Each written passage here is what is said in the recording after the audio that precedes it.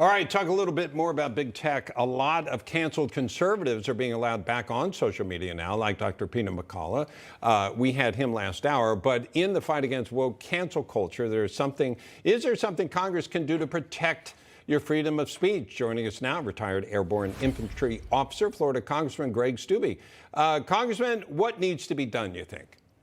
Hey, good to see you. Yeah, I have a bill that would reform Section 230. You've heard a lot about that over the last couple of years, but long ago, Congress gave these big social media platforms liability protection and prohibited lawsuits against them if they violated your First Amendment rights. And that was a poor decision at the time. And the argument at the time was, well, we'll be sued out of existence. We won't be able to get off the ground. And now those companies know that they can do anything they want to do. Just look at the Twitter jumps that we're getting from Elon Musk right now.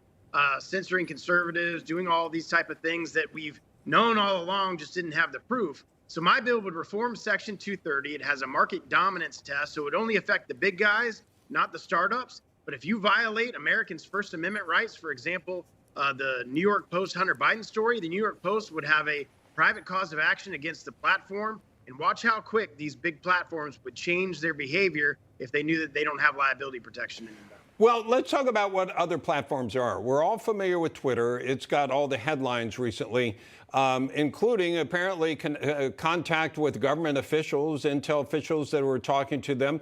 So let's say that's a given. We can see something may need to be done there. What other platforms are you looking at, and in what way do you think they need to be affected or controlled?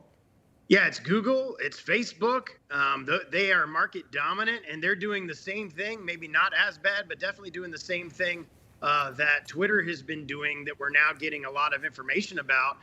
When the CEOs before the Judiciary Committee a year or so ago, I specifically asked them if they were sending conservative mail into spam. And of course, they said they weren't doing that, but 70% of Republican and conservative emails for fundraising goes into spam filters for Google, and that's Google that's doing that. That's happening all behind the scenes. So it's the big guys. It's the people that are market dominant in our marketplace that would be affected. Over a certain amount of million users, I think was the cap that we put on the bill. And so your little startups like the Parlors of the world still would have protection until they became market dominant. All right, I want to turn to the border. Yesterday, you and some other members of the GOP held a press conference to suggest impeaching DHS Chief Alejandro Mayorkas. Let's take a listen to part of what you said. The 98 known terrorists on the terrorist watch list are now released into our country. I can't think of a higher crime than releasing known terrorists into our country. So what would the effect be if you did impeach Mr. Mayorkas?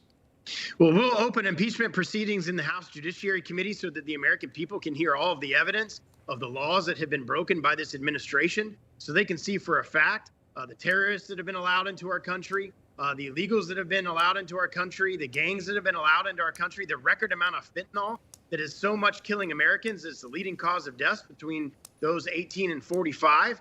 And I believe we have the support in the House to do it. The unfortunate piece of all of this, and I want to have people have reasonable expectations, it needs 60 votes in the Senate for him to be removed from office. So I think we can pass impeachment articles in the House, and then the question mark's going to be at the Senate.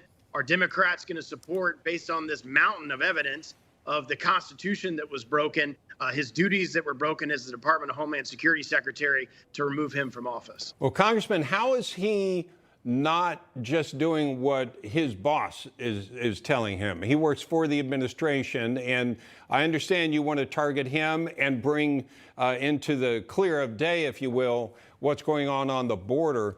But aren't these the policies of the Biden administration that you mainly have a problem with? Yeah, they are. And I think through the impeachment proceedings, we'll get more and more evidence that he is getting his directive from the White House and from the president.